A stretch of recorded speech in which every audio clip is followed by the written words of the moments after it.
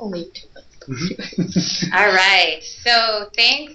We have a number of folks online and a few folks in the room. Thanks for joining us for our Clean Water Initiative lecture today, Valentine's Day, for sharing your love of clean water with us here. Sorry, we had to get some reference. Jordan reminded me. I'm Bethany Sargent. I'm the Lake Champlain Outreach Coordinator with the Clean Water Initiative Program. And I'm joined by Emily Bird, who's the Assistant Manager for the Clean Water Initiative Program, and Helen Carr, the Operations Coordinator. They're going to be presenting on the Clean Water Initiative 2018 Investment Report, along with the new Interagency Clean Water Projects Dashboard.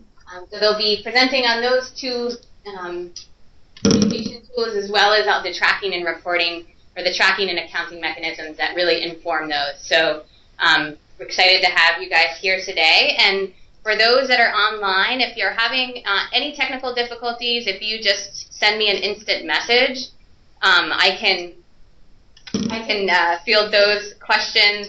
Also, if you have questions for Helen or Emily, if they're related to the content on the slides or what they're talking about during the presentation, and then we'll hold questions outside the immediate scope of what they're presenting till the end of the lecture. And without further ado, I'll turn it over to Emily.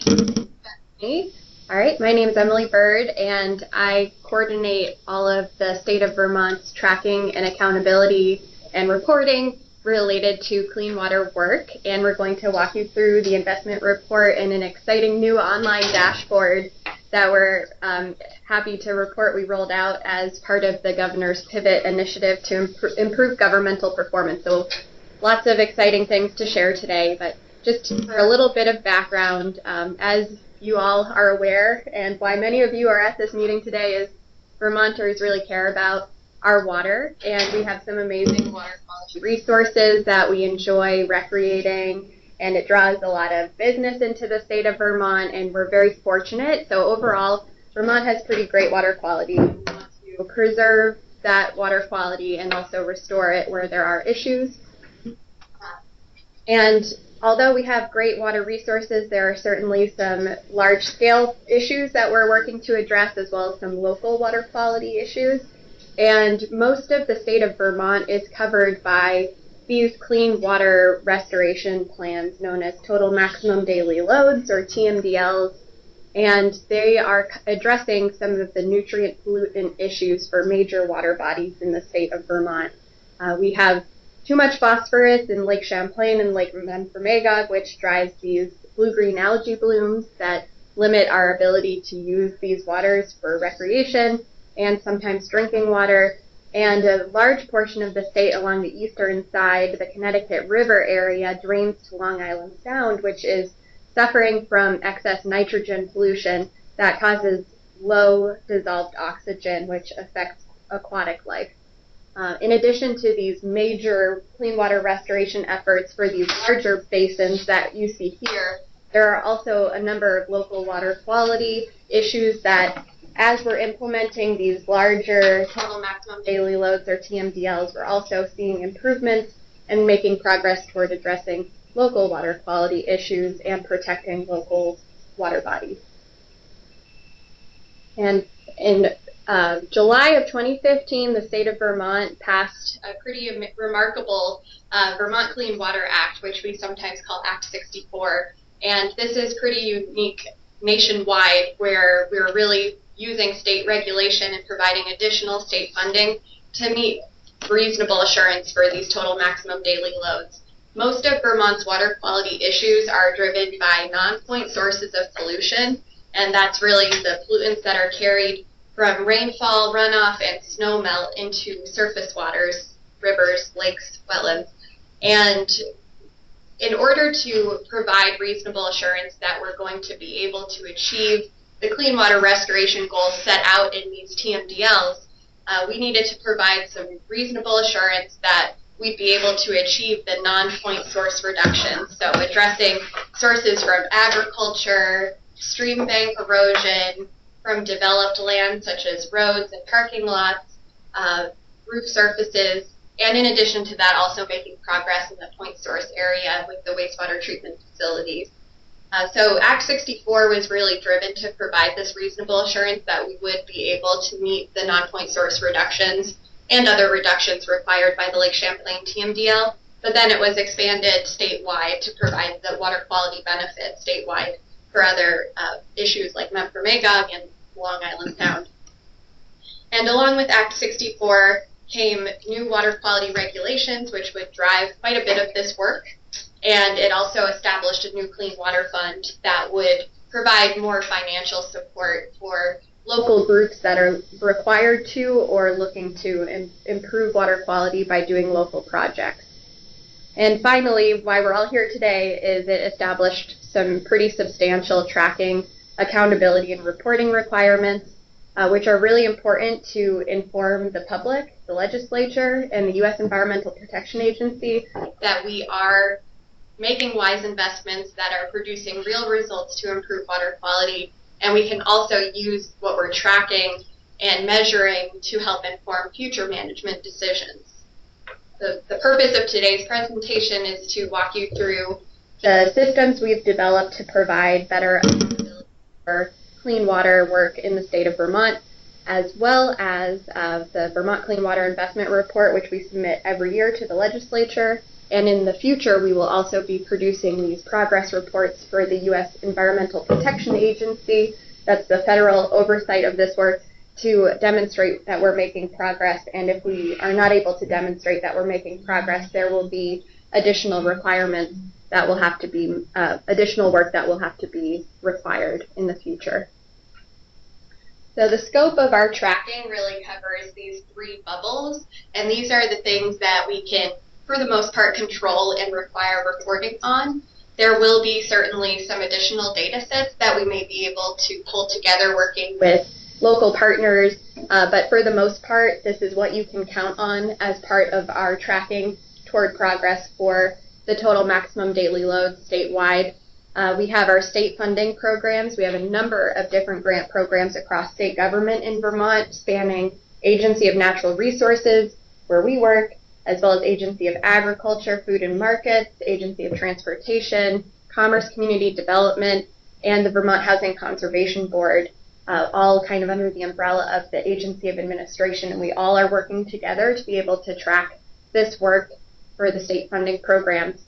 And those state funding programs overlap with regulatory and federal programs in the sense that we're providing funding to help support regulatory requirements. For example, municipalities are going to have to put in practices that will help address road erosion and road runoff. And so that's where you see some overlap between the state and the regulatory programs. And we also have some really important federal partners in the state of Vermont, such as the U.S. Department of Agriculture, that are providing substantial funding, especially for the agricultural sector, to drive this work. And in some cases, that's going to help meet regulatory requirements, and there will also be cost share between the state and these federal programs. So we really can't track any of these one things in isolation. They all overlap, and we're working on a comprehensive tracking program to be able to account for all the work that's happening across these three program pathways. And the first reason, and the reason why this all came about, is the Lake Champlain total maximum daily load. So the Lake Champlain TMDL, it sets out the level of phosphorus reduction that we have to achieve in order for Lake Champlain to meet water quality standards.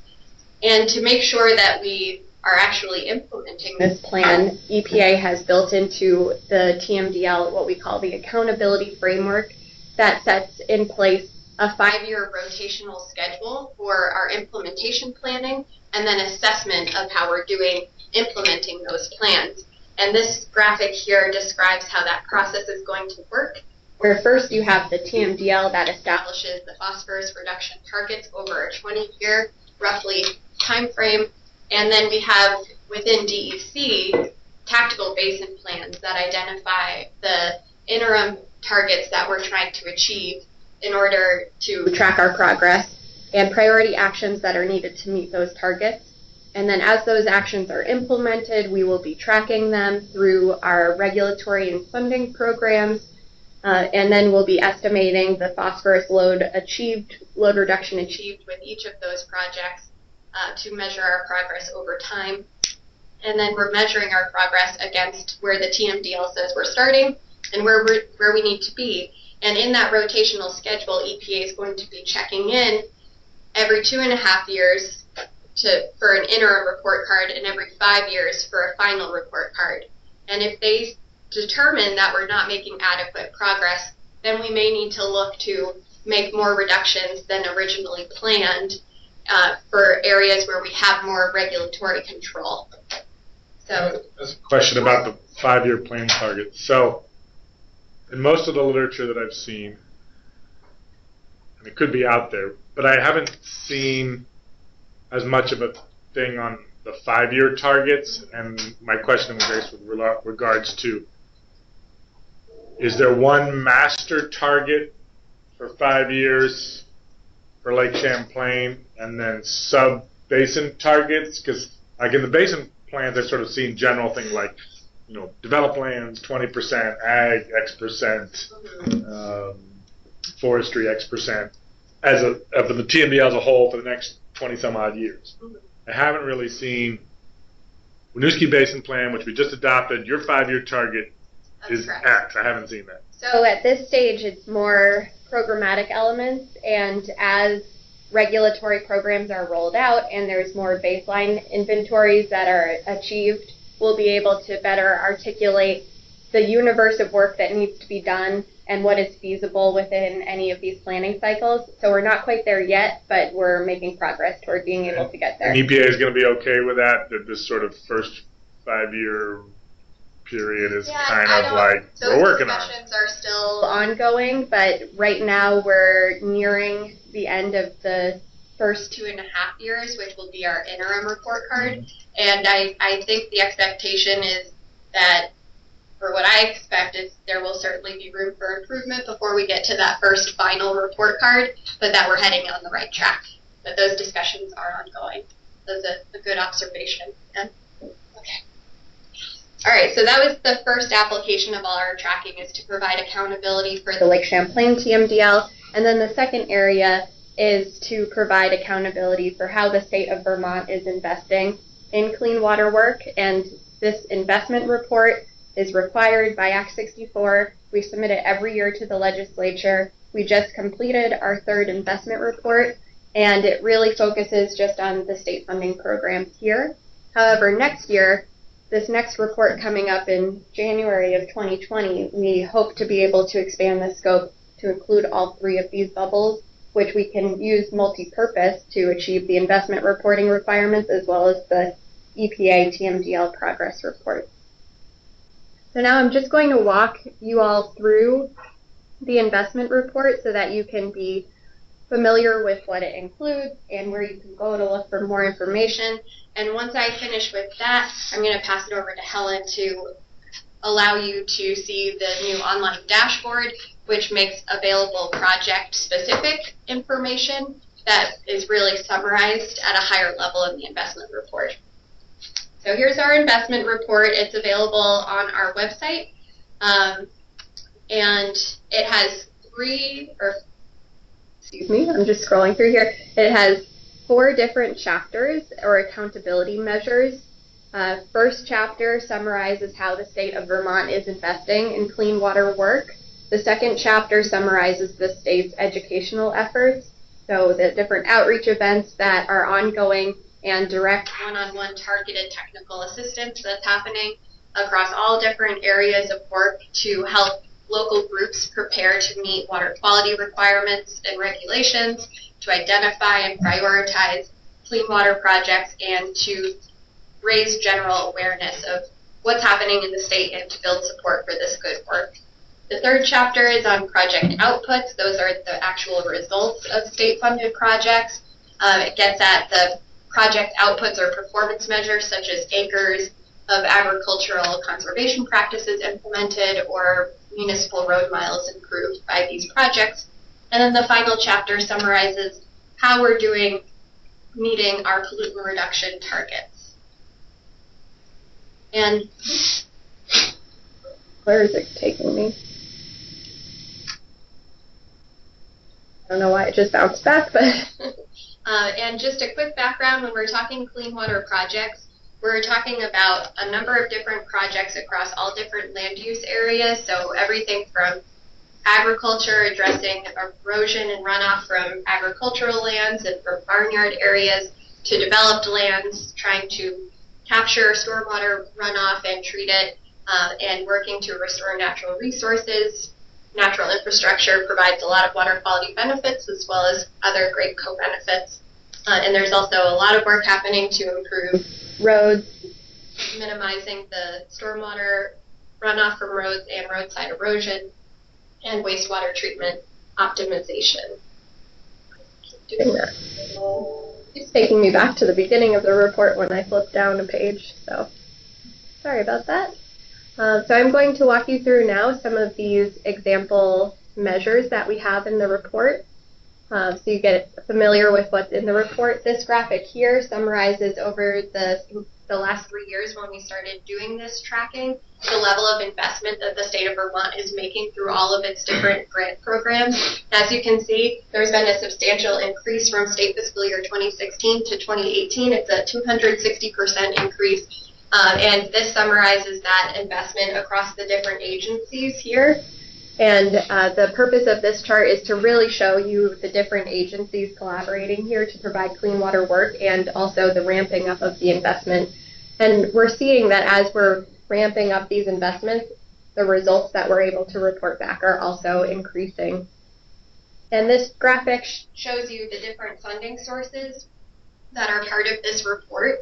And you may have heard quite a bit about the Clean Water Fund that was established by Act 64. That is just one piece of the funding puzzle that we're talking about. There are a variety of different funding sources that state agencies are bringing together to support this work statewide. And it's really important to have that variety in the funding sources so that we have flexibility. For example, if capital bill funds can only be used for construction, you need more flexible funds to complement that to support the education and outreach and planning project development work that is really critical to leading to priority projects being implemented. And on that similar vein, this graphic summarizes over the last 3 years the proportion of how we've invested in the different project development steps. So starting from the left, we have things like education and outreach and building of partner capacity, leading to planning and assessment to identify and prioritize projects so that we make sure we're getting the best bang for the buck. We have some research of innovative nutrient pollutant reductions as part of this investment as well. And then ultimately, once you identify and prioritize projects, the next steps are to do design and engineering and to construct the projects. And over on the far right, we have some funding that's being provided to partners to allow them to go out into the field before and after projects have been implemented to see how real water quality benefits are occurring as a result of this work. But what really stands out here is that more than 80% of the investment is leading to actual construction of projects that will have real water quality benefits. And once again, here we're showing the ramping up of investment over the last 3 years, but rather than summarizing it by agency, it's by land use sector.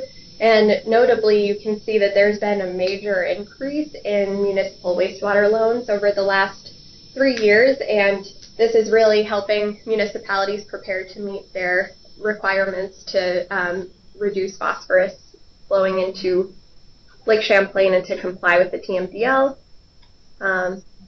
This graphic summarizes that it's not just the state of Vermont that is making this investment here. Our grants are the light blue bars on the bottom, but what you see above is additional leveraging that's occurring as a result of these state grants. So we have municipalities that are taking out loans that will ultimately be paid back to support municipal wastewater and stormwater infrastructure through the Clean Water State Revolving Fund.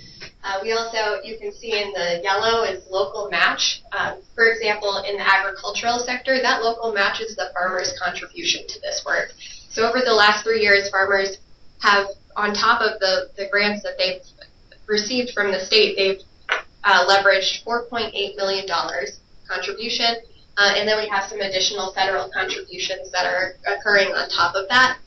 So this just shows you the leveraging that's being achieved by state grants alone. But next year, once we're able to incorporate more of those federal funding programs, you're going to see a more comprehensive picture of all of the different investments that are occurring to drive this work in the state. And this graphic shows us the distribution of funding across the state of Vermont by major river basin that we refer to as our tactical basin planning watersheds. And what the good news is we are really investing statewide, but you can see that there are certainly some parts of the state that are seeing more of an investment compared to others. And part of this is that we run grant programs as they're, in a way, they're opportunistic in that we are funding the applications that are coming in. And if you have more partners active in a certain part of the state, you're likely to see more projects happening in that part of the state. So this really drives home the need to continue to build partner capacity statewide to do this great work. And then there's also regulatory programs that have different timelines for rolling out. And part of this is that in the Chittenden County region, where we have more populous towns, a lot of those municipalities are doing some work ahead of the curve to really address municipal stormwater. So that's also part of the reason why you see a little bit of that distribution in this manner. So that was our investment chapter, and I won't spend too much time going into the education and outreach because every sector is different in how they are providing targeted education and technical assistance. But I wanted to let everyone know that we have an online tracking system that we use across state government to track all of the outreach, like what we're doing today, so that over time we can see the level of effort for outreach and ultimately start to make some better decisions about where we need to target our education and outreach to bridge some gaps. And the report also summarizes the level of technical assistance that is occurring by target audience. So for example, here, we have technical assistance targeting the agricultural audience, and this includes Agency of Agriculture's farm visits to help farmers prepare to comply with the required agricultural practices, but it also helps them to identify where there's opportunities for them to implement conservation practices that will help their farm to ultimately have less phosphorus runoff, less sediment runoff. And we also have been partnering with some great organizations like University of Vermont Extension to help do this work where they can go out and help educate farmers and help them to prioritize where they should be focusing their efforts for water quality. So we have similar measures for the different sectors. I won't spend too much time on them, just in interest of time. And then finally, we have our chapter here on the results of these projects once they've been constructed. And I'll use agriculture as an example for purposes of time, but here we have a table that summarizes the project outputs that we've been able to record over the last 3 years, and then the cumulative results. So you can see that over the last 3 years that we've had some major improvements in the amount of conservation practices that are being implemented through Agency of Agriculture funding programs. And we also have been coordinating with the Vermont Housing Conservation Board to be able to track where there are agricultural conservation easements being put into place and all of the water quality protections that come along with that work. And this graphic, which we have this for each of the following sectors that I'll skim through quickly, this summarizes the estimated total phosphorus associated with the projects that were completed in the last 3 state fiscal years. So from 2016, 2017 to 2018, that's the reporting period for this investment report. And we're able to estimate these pollutant reductions using a tool called the BMP, or Best Management Practice Accounting and Tracking Tool. And that tool was developed initially by the U.S. Environmental Protection Agency with support from Tetra Tech. Tim Pricer in the room is our database wizard, and he's built that into what we are now using to track all of this great work. And it allows us to look at the area of land that's being treated by a practice, and based on that land characteristics, we are able to estimate how much phosphorus is expected to be loading off of that area.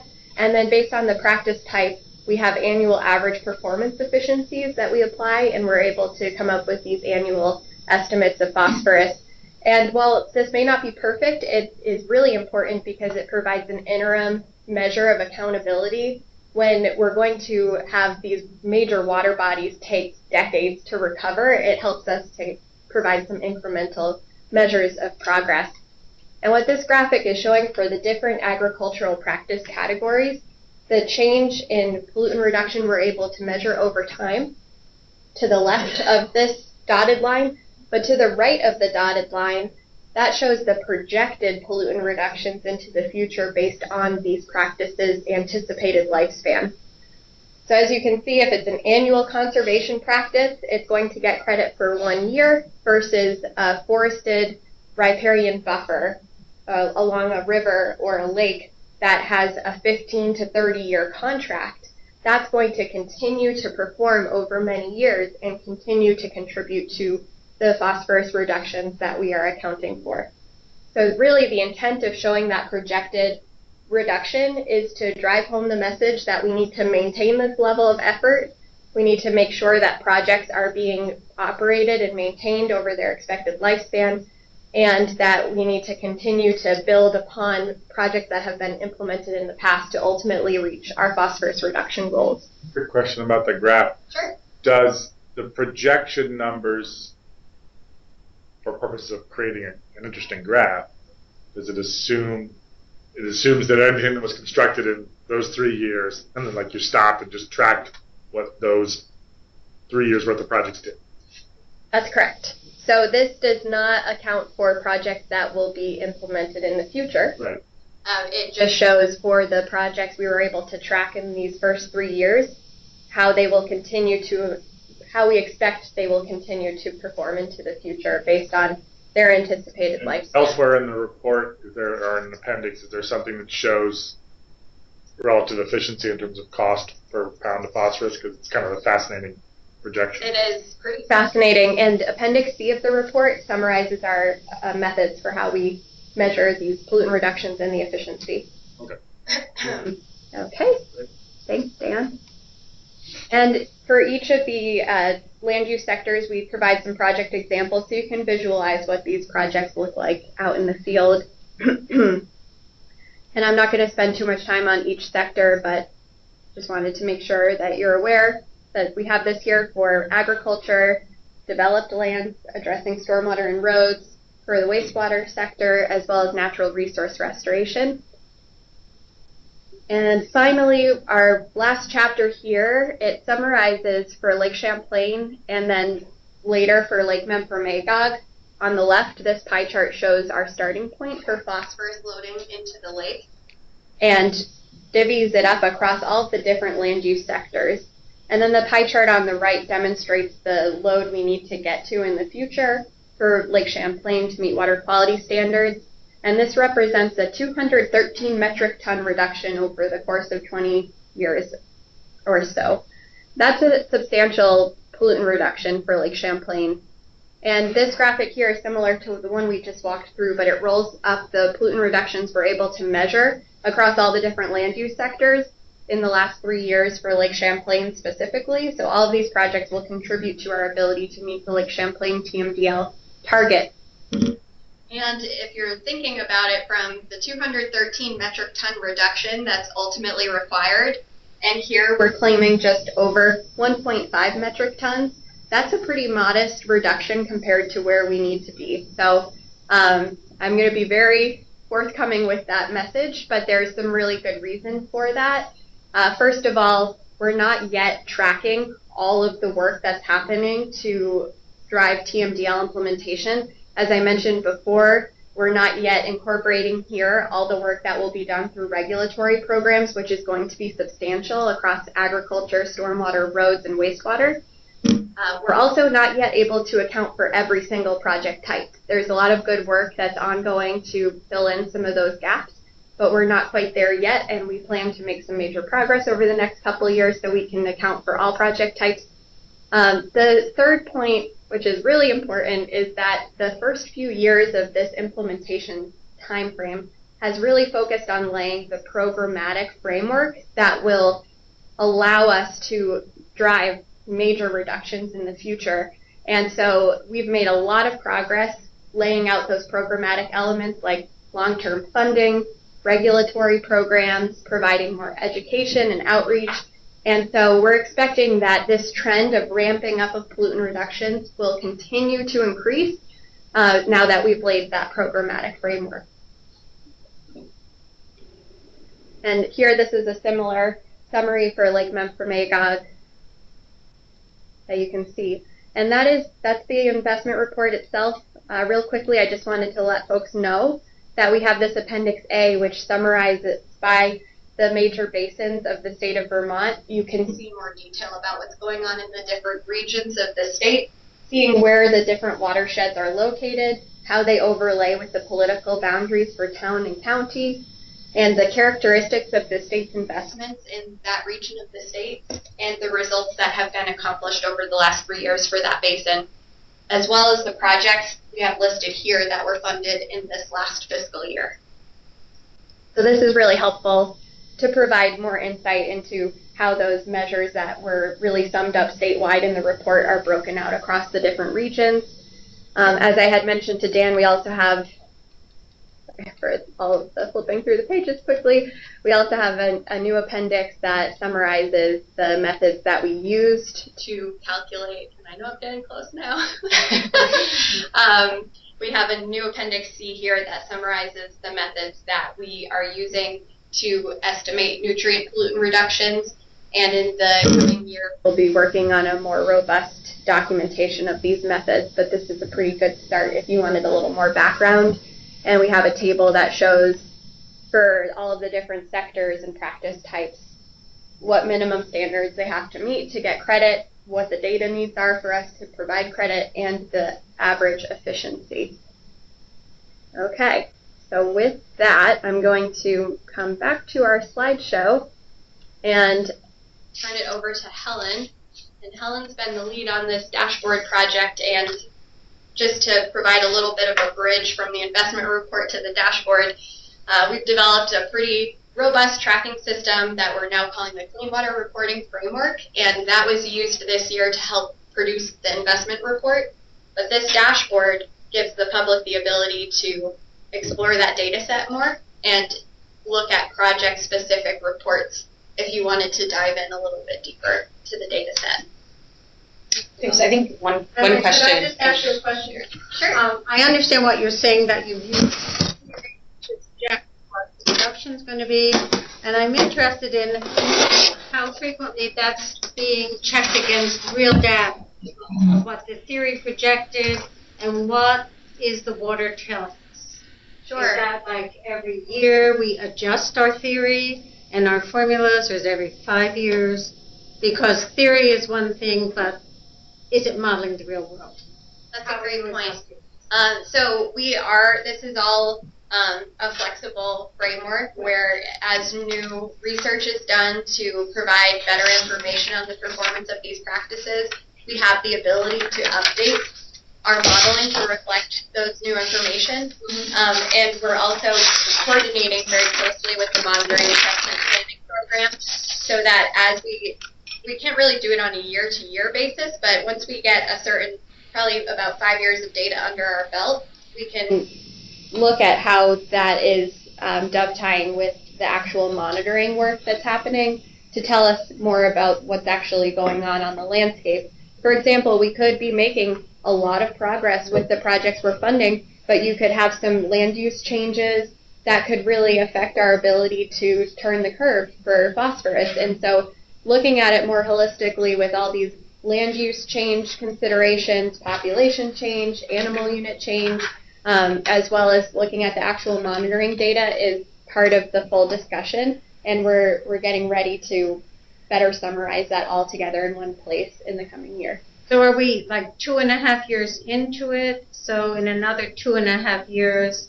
you'll have sufficient data to evaluate, are the formulas we're using actually giving us the results the water's telling us? So like another 2.5 years? I think so, most likely. We're starting planning ahead for that kind of discussion right now internally.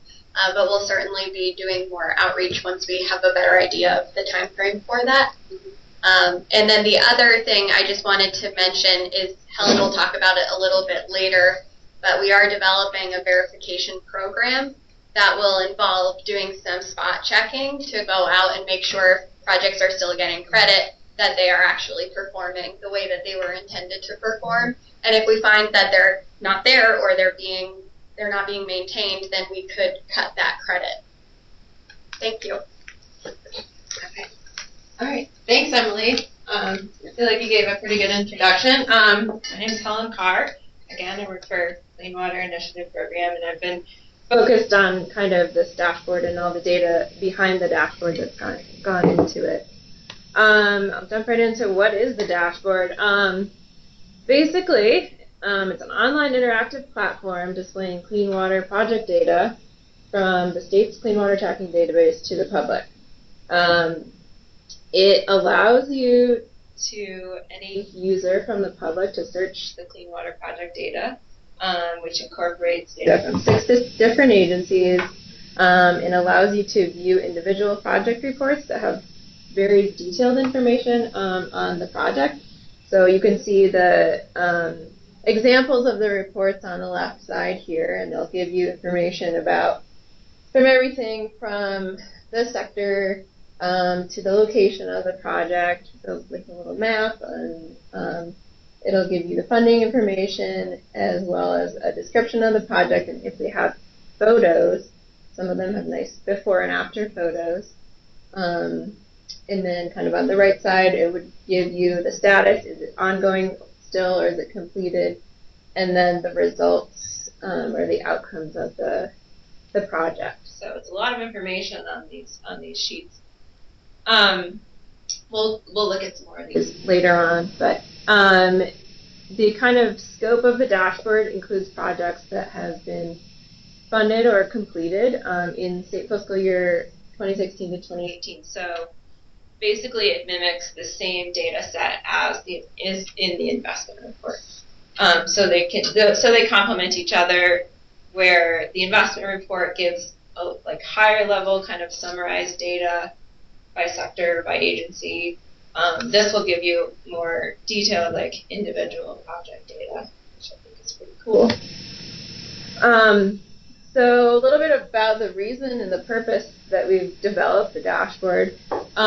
First of all, it's part of the Governor's Pivot Initiative, which is kind of like a executive order from the governor that seeks to kind of improve efficiency and improve kind of modernized government.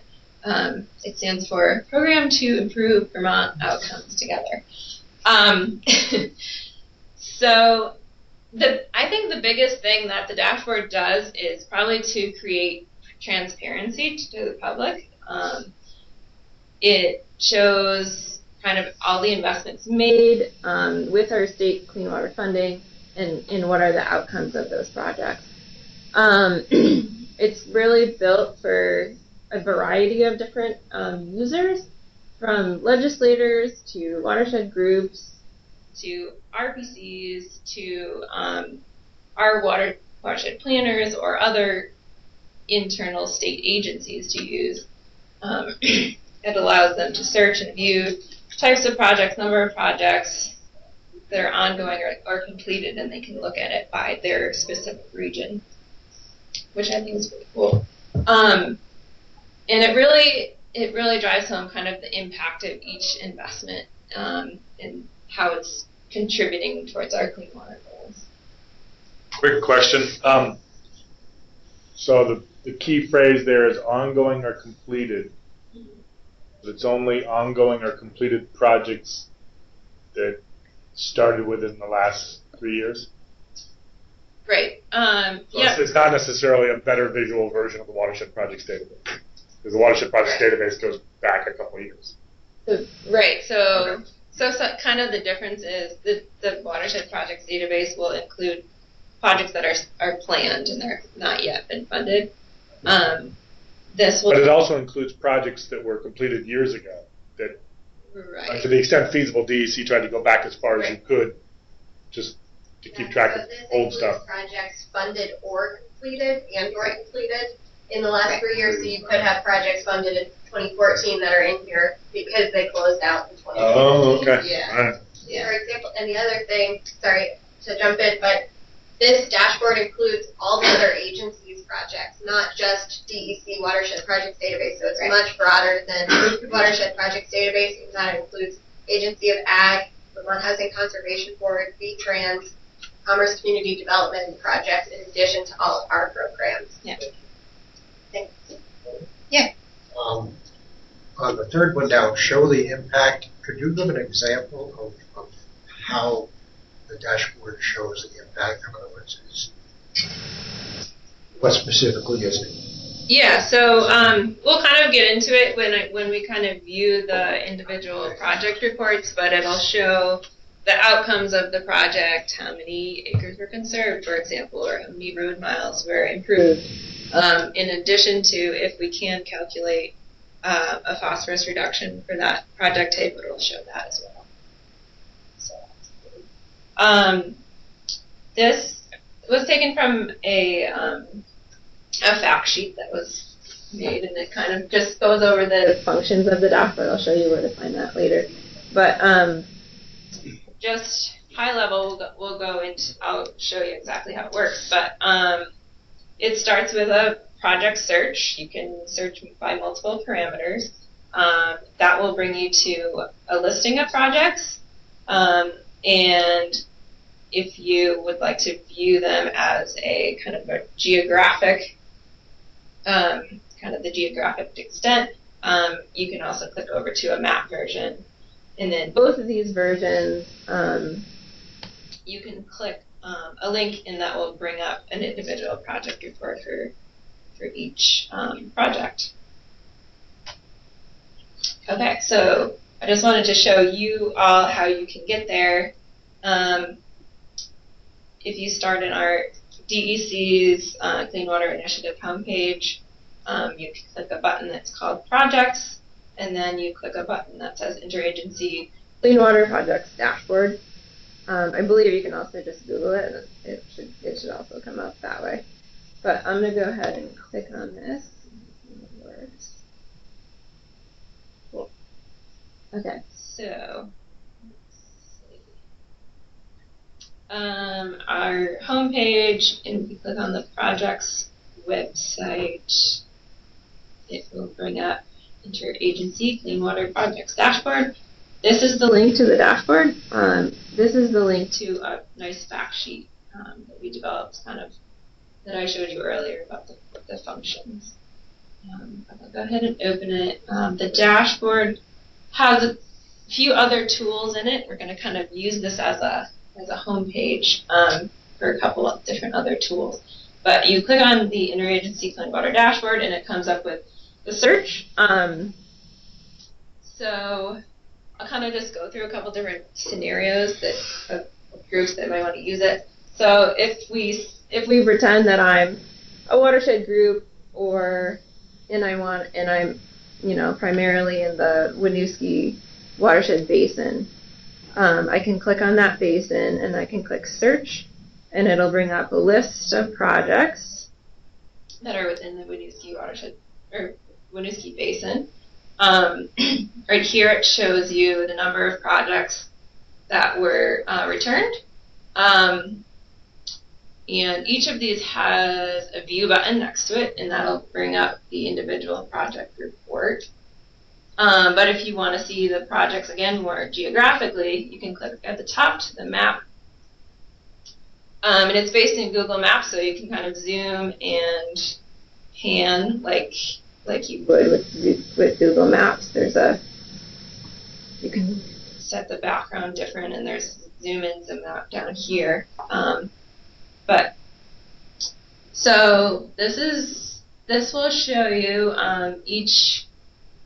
so I guess the map portion will show you just projects that have discrete locations. We have a variety of projects. Some of them it doesn't really make sense to put on a map, like statewide projects or projects that are kind of outreach based and they don't have a discrete location. So that's kind of what this little disclaimer says. Also, the Agency of Agriculture doesn't have, I guess, the authority to give us all individual, like, lat-long data for each of their projects. So those wouldn't show up here, but all the projects will show up in the listing version. Okay, so from here, you can click on each one of these individual projects, and it'll bring up basic information. So you can kind of click through, and then when you find one you think is interesting, you can click on the project report, and that'll take you right to the individual project report. So yeah, like I said before, the color coding is the same as it is in the investment report, so we try to keep that consistent as well as the icons. So this stands for developed lands. So this is a stormwater implementation project. It has a little star on the map, exactly where it is. This will give you a description of the project and before and after photos, results. Like you were asking about, each one should have results, whether it's like kind of the outcomes or the performance measures, or if we can calculate phosphorus, this one we could. It'll tell you kilograms of phosphorus reduced per year, and then we have over 20 years, which is kind of like our estimated lifespan of the project. That's why it said like that. Another cool feature is you can download this into a PDF if you want to print a bunch out or show it to one of your colleagues. So let's see, what else can we do? Maybe I'm only interested in, let's see, like river projects. Let's see what that does. It'll kind of narrow your search down the more parameters you would enter, obviously.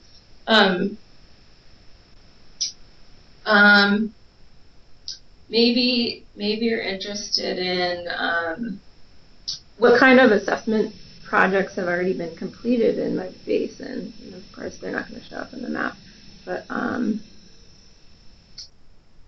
then you can, I don't know, if you're a watershed group, maybe you want to plan some new projects and you're looking for which assessments have been completed. So that's kind of cool.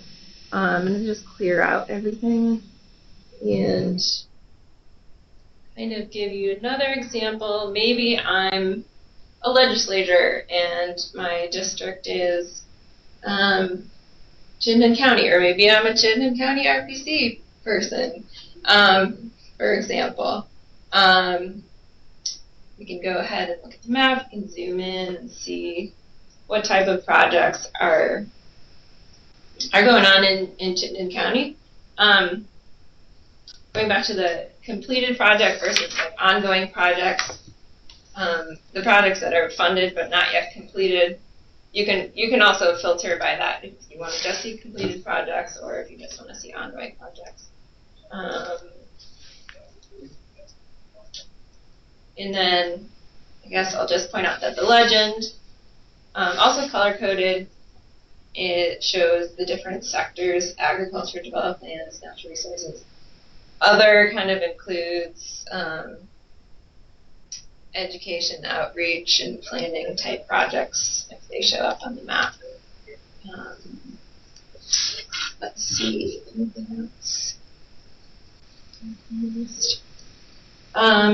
Other parameters include, maybe I work for the Agency of Transportation. Let's see what we did. These are kind of the all the Agency of Transportation funded projects.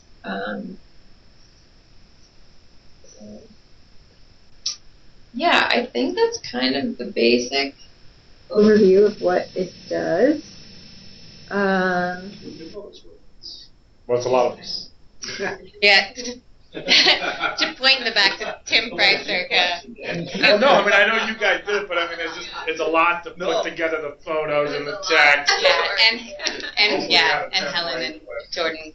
It was definitely a team effort. Yeah, absolutely. Okay. Andrew, do you have a question? I do. Did I hear you say that the ag projects, we couldn't find them because of the confidentiality issue with farms? Yes. So that would be in the map, because Right. then we would know which farm you're talking about. We do have data on all of the ag projects. We just don't have the lat long to put a point on the map right now. But it would be on the list, like It would be. anonymously listed, and the phosphorus reduction expected from that project. Yeah. It's not on the map, but it's in your But it's list. the list. So if you toggle back to the list, you'll be able to see all of those. So we go to the watershed, Yeah. and we click on ag projects. The map doesn't show it, but the list does. Correct. And how did the ag people feel about that? So one other thing, we talked about how this was a team effort, but I also wanted to flag that all the other agencies have done a ton of work to improve their tracking to be able to support this. And so it's really been a team effort. And we ran the design of this dashboard by all of them, and they approved it. And I just wanted to, like FEMA does a thing with like, I've mapped FEMA damages for hazard mitigation plans. And it's a weird artifact, but at least it's a dot on the map, is that anytime there's debris cleanup and it's town-wide, there's just a dot on, it's called EMI, on the town office. So at least you see it. And so I just think of farmers, somebody might bring it up, oh my God, the ag hasn't done anything. But then you see the list they have, so. one thing we've talked about is we do know the Huck 12 watershed, which is a smaller scale watershed for all of those practices. So we could put a point at the center point of that, but then you'll have just a ton of practices stacked up right on top of each other. So we've been kind of playing around. I think there's room for improvement with how we display it, but this is all really great feedback and great questions, because this is still a work in progress. And so as you start using this tool, if you think, oh, it would be really helpful if we could search by this, or wouldn't this functionality be great, please let us know. And I think you were going to get And that being said, I'll go over some of our next steps that we're thinking about kind of adding to the dashboard. We're planning to add actually projects that have not yet been funded or are not yet ongoing. So that's going to pull directly from the Watershed Projects database. That's in the works. It's going to kind of hopefully be added to this tool. We are going to add a way to kind of export search projects. So you can kind of have a list or maybe an Excel spreadsheet if you want.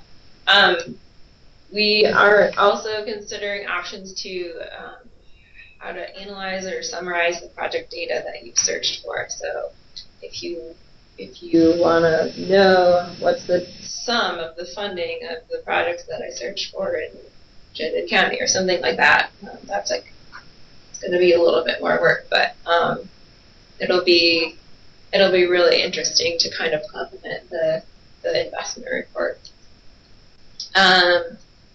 We are working on developing accompanying documents to kind of explain the behind-the-scenes method for tracking and accounting of the projects. And we also, like Emily just mentioned, welcome feedback from whoever's using it. So let us know. I'll provide a quick feedback on the first part, add projects that are planned. If you did a wholesale import of the Watershed Projects database, it would be a little scary, only because I'll just give an example of the famous Nature Conservancy culvert inventory. That's all dumped into the Watershed Projects database, which is a great place. At least it's living there. But that's different than a project. And we just are going through a Milton Stormwater Master Plan, and you send Evan Fitzgerald loose in a town, we got 60 dots on a map. Bang. So you may want to wait, say, don't migrate things from the WPD into this until maybe it's got the 30% design done. Because then it's at least a little more real. Step one. Yeah.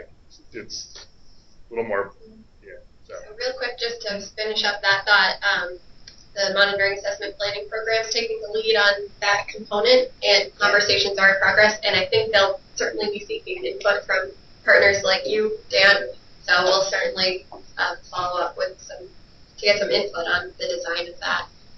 And then, Travis? I was just going to ask, is there any plans to make this as a layer on the A&R Atlas? Just to make it a little bit easier to access when you're looking at all the other data? We've talked about that a little bit. The Atlas can get pretty busy pretty quickly, but I think we're open to it. I guess we were just cautious about putting too much into one platform. Sure. It could get a little overwhelming. Mm. But I think there will be some really cool visualization tools coming out of this in the future, kind of integrating it with some other layers that we have available to help, especially when it comes to screening for natural resource potential impact in the future. That's also something that the monitoring assessment planning programs take the lead on. So certainly keep you posted. That's also a great segue that the next lecture is on that Explorer, the Project Explorer that we were just talking about, integrating how we work into this dashboard platform. So that'll be next month, and you can learn more. Yeah, and just before we're running out of time, just mention our next lecture is going to be Thursday, March 14th, and it's 11 to noon again. Always an option to participate online, but you might miss some really cool cookies, although probably not in heart shape. Thank you to Jordan for that. And then also I saw Todd mentioned reminder about World Water Day next month, which is the 22nd of March.